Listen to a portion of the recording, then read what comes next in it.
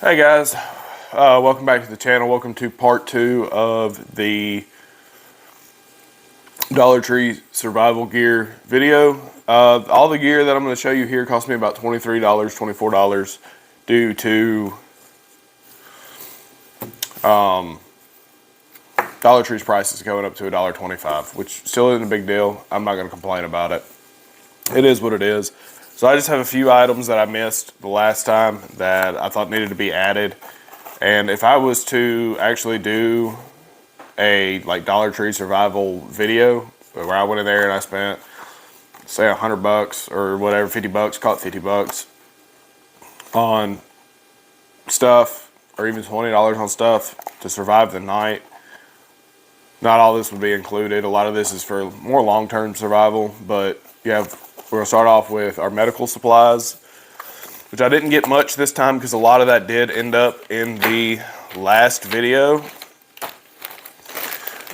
Or hygiene medical supplies, I guess is what you'd call it.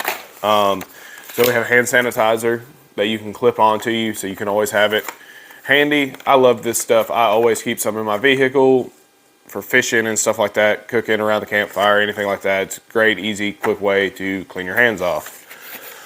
So for $1.25, and it comes with a little crappy carabiner, you can't beat it. And there's so much of this around now that I just refill mine, but I did buy a new one to show you. The next thing is going to be a travel toothbrush with a cover and some toothpaste. Comes in its own little bag. It's already ready to go. You could add some floss in here, some of those little floss sticks or something like that if you wanted to. But your hygiene and taking care of your mouth and stuff like that is very important. So I throw one of these in your pack, keep it with you, brush your teeth when you can. Plus, it's just a morale boost, being able to actually being able to actually brush your teeth is a huge morale boost. So I definitely recommend just throwing one of these in there. For $1.25, it doesn't weigh anything, and you have a way to clean your mouth. And like I said, I think it's a huge morale boost, and it'll help keep you going.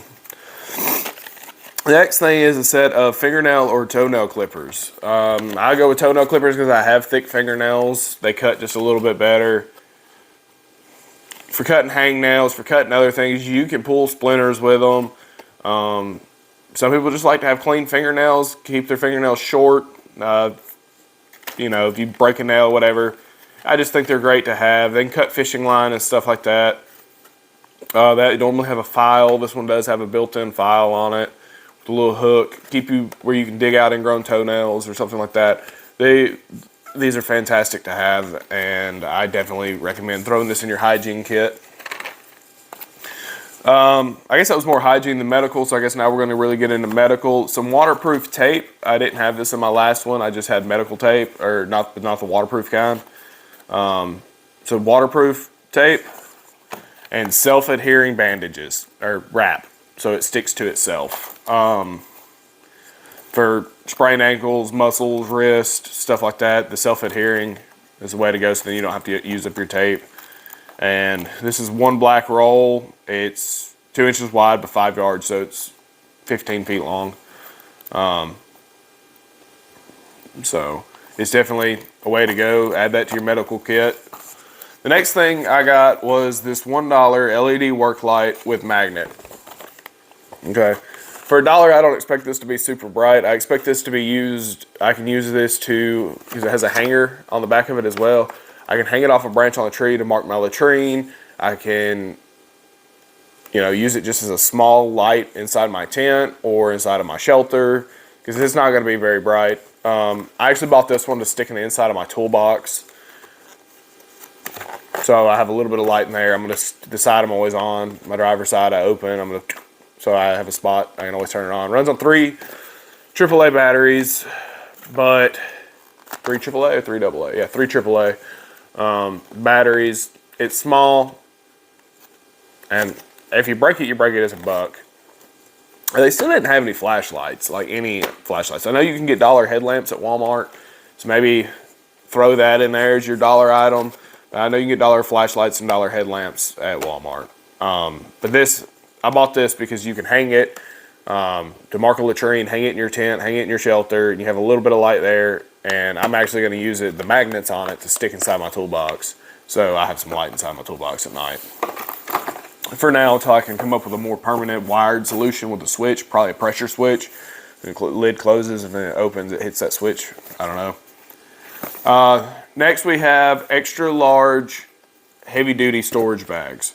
These are, think of them like they don't vacuum seal down like the old vacuum bags do, the big vacuum bags, but they keep stuff dry enough. They keep everything together. So you could throw, what I would recommend with this is, there's only one bag in here. So it's $1.25 for the one big bag. If you live in a state that the weather's not always the same, or but not always the same, I mean during the winter it's 50, it's 70 degrees, then all of a sudden it's 30, 20, snowing, whatever. Or if you even live up further north, but you don't spend a whole lot of time outside during the winter, so you're expecting to get in your car, you're going to drive to the store, you're going to get out, you're going to go in the store, you're going to come back, repeat the process. Put your heavier duty winter gear in here, a raincoat, and like winter boots and stuff like that. Something a little more heavy duty, waterproof boots and stuff like that in here. Then you just put it in your vehicle, and you switch it out between your winter and your summer. So if it's summertime, you bring it on the side of the road, you want to swap them flip flops out for a pair of tennis shoes or hiking boots, and that suit out for a pair of shorts and a t-shirt or whatever. So for $1.25, the storage bag is a great thing to have.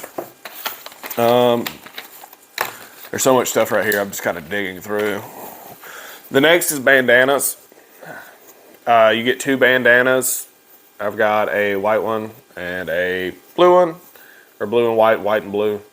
For $1.25, there are so many uses for bandanas.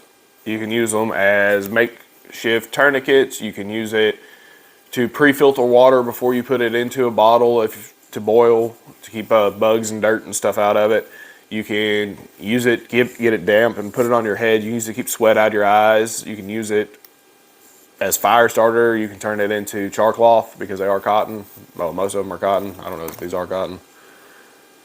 Nope, these are 100% polyester, so this actually will not make char cloth. You have to have cotton for that. Or at least that's what I'm told. I've never tried to use polyester to make char cloth. I was also told you have to have cotton. So maybe that's something we need to try, see if you can do it with polyester. But bandanas are still great to have.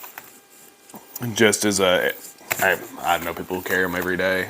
Just snot rags, everything else. They always have a bandana to wipe sweat with, just whatever. Then we have a pair of needle nose pliers. Now I know these are not the Taj Mahal of needle nose pliers, but man, I saw them, and I can't even tell you really what my thought was behind it. That I saw a set of needle nose pliers and thought to myself, that's 100% going in my pack. Like, if you don't have a multi-tool, we're building this at Dollar Tree. They don't sell multi-tools. A pair of needle nose pliers. I use the crap out of needle nose pliers. I've used them to take screws out. I've used them to put screws in. I've used them cut fishing line, cut bolts. Just, there's so many uses for it that there's no reason not to have them. Next up, we're going to have a way to write things down. My preferred way to do that is a waterproof notebook. You're not buying a waterproof notebook at Dollar Tree, but you can get this little memo pad that you can carry around with you, put in, a dry spot, a Ziploc bag, whatever. For $1.25, you have a way to write down locations of things, stashes, codes, whatever you need to write down. You have a way to write it down, keep it. It's got a harder cover on it, so it's not going to tear as easily. And you wrap it up in a Ziploc bag, and it'll last a while.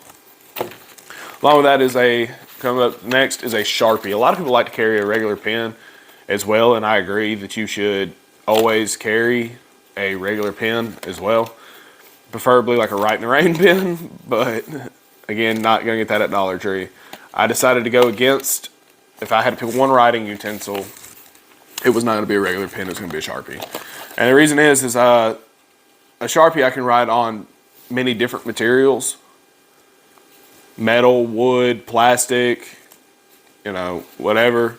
So I can leave notes for people. I can, put an arrow on something so I know that, when I'm coming back this way, that direction's the way I need to go. as far as marking things. And also, if you were to get stung or bit or something like that, you can take it and you circle it. And if it grows outside of that line, you need medical attention. It helps for that. Writing down the time, it's called triaging. Writing down the time that you applied a tourniquet to somebody in a car accident or anything like that. You see they're gushing blood from their leg, or whatever. You put that tourniquet on and you write down what time you put that tourniquet on them right next to the tourniquet. So when they go to take that tourniquet off, they see what time you put it on there, because that has a lot to do with just people getting medical attention. I don't know the exact reason you do it, but there's something about you can only keep a tourniquet on for so long before it kills the tissue below or something. I think that's how it goes. But just, it's good to write down what time you put it on there. The next thing after that are hair ties. Now, I know that there's people out there wondering, okay, well, why is a guy buying hair ties? I do have long hair. Not quite long enough to use a hair tie. My thinking about this was, you can do hair ties or rubber bands. Hair ties, if you have a female in your life, are just simpler. They're easier. Most of the time she's going to have one on her wrist. You carry one on your wrist. If you have long hair, obviously that's a good point for it. If you have kids with long hair, if you're in a bug out situation, you may not be able to cut your hair for a long time. It may get long, may get in your eyes, may hinder you there. That's looking at the long end of it. The end of it I was more thinking about was being able to secure gear with it, because they are elastic. I wish I had some of this open, but you can take and take this, and if this was in a different package, now it's together, is the other thing about it. You can store gear with it. You can help keep your gear together. They're cheap, they're a dime a dozen, and they actually burn pretty well. So you can take it and cut it and start burning one end of it, and you've got a pretty good fire tender that'll help you get your fire going. That one I didn't really have a whole lot of hope for. It's just one of those things that you see it, you know you've got to have it. You don't know exactly why, but you come up with a solution later. The next thing is, and I know this is not the place where everybody wants to go buy their batteries, but it is batteries, because you can get a lot of batteries really cheap. And I know they're cheap batteries, they're junk batteries, but if you've got 600 junk batteries compared to my 10 good batteries, your battery, you're going to be there a lot longer than I am. Not saying you're going to carry 600 batteries or anything like that, but this called for 3 AAAs. I got 3 AAAs. However long they last, they last. I mean, I'm a huge Duracell fan. Most of the time I pick up Duracell batteries every little while. I've got boxes of them, and I try to rotate through using them. These batteries I use more for my testing purposes. They're something that I'm going to put in something, I'm going to test it, use it, and then these batteries are going to come out, and whatever it was I was testing is either getting sent back to wherever it come from, or it's being put up. Or if I do plan on keeping it and using it for a long time, I switch the batteries over to Duracells. I use these as testing purposes only. Except for this, they're going to go in this, they're going to stay in this, because that's just going in my toolbox. It's not I don't rely on it. Like this flashlight here, I rely on. This flashlight's rechargeable. Charges actually in my truck all the time. I love this light. You can get that at AutoZone. It's like $20-something, $25. But man, cheap batteries. Like I said, if you have a bunch of these, especially if you're just keeping them around your house for emergencies and stuff like that, or kids' toys especially, because you're like, yeah, I put batteries in it and it runs for 10 minutes, then dies. You're like, well, that's it. You played with it too hard. Trust me, they have their place. If you don't like that, if you want a little bit better battery that was still cheap, you could go to Harbor Freight. Their batteries are okay. I've used a bunch of them. Actually lost a bunch of them too. But I've used a bunch of them too. They're okay. I still prefer Duracell over any of them. The next thing we're going to talk about is fire starting, and I have 2 options here. I have these super cheap lighters. They're not a Bic, but I like lighters a lot. And for $1.25, you get 2 of them.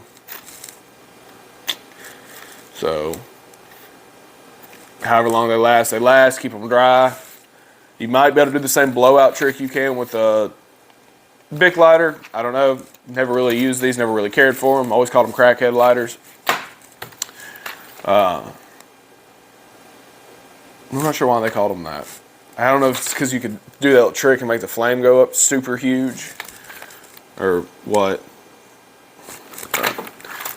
My next choice was matches, and I went the little boxes of matches because they're easier to carry around, easier for you to stick places. For $1.25, you get 320 matches, all in their own little individual box. You can't beat that at all. You just can't. There's 320 matches. There's 320 chances for fire right here. I'm not saying that you can't strike this one of these 320 times. I'm just saying, always have a backup. Always have a contingency plan. And so, last time I went there, they didn't have any. They had some this time. I like to have matches. I keep a box of matches in my truck. I keep a box of matches in my boat. I actually don't have any in my bug out bag, so I will have to add some to that because I keep a lighter in there. I always keep a lighter on my person too. So, but lighters and matches. Now, the other little bit of this is the last video I did of Dollar Tree Survival Gear. I did do a little food, and I was going back through there. I'm not going to carry cans of food in my pack when there's lighter options like freeze-dried and all that. Well, they don't sell that at Dollar Tree. So we're looking at that, and first thing is I'm a huge instant coffee person. I like to have my coffee in the morning. Only when it's instant and I'm camping. I don't drink coffee throughout the week when I'm home or when I have to go to work or anything like that. I only drink it when I go camping. So, some Nescafe, Taster's Choice, House Blend. It's between a light and a medium roast. It's 6 packs in here for $1.25. Not bad. I think they're right around $1 at Walmart too. So it is what it is. But now the kicker here is 5 packs of ramen noodles for $1.25. 5 packs. 5 meals for $1.25. Now, that being said, you can always add stuff to them. You could take, and like those beans that I got in the last one, you cook the beans, you put the noodles in there. You know, if you caught a fish, you chop the fish up, put it in there. You make a soup, a stew, something like that. That's all the seasonings and stuff like that. You don't have to eat just the noodles. You can always add something to it if you have a way to get game, if you have a way to catch fish or something like that. You can always add something to it. But 5 of these for $1.25, if you put them in your bug out location, if you put them, what I would do is I would take each one out and I would probably vacuum seal them in sets of 2. I leave them in their original packaging. Just take them out of this big packaging, vacuum seal each one down just to keep moisture and air off of them. And you can store them in your bug out location. You can put one in your bug out bag. Depending on how you like your ramen, you could actually just crunch it all up real fine, flatten it out, and then vacuum seal it to make it take up less space. Like if you made it, like took 2 of them, took them out of their actual packages, put the oxygen absorbers back in there and flatten them out with like a rolling pin.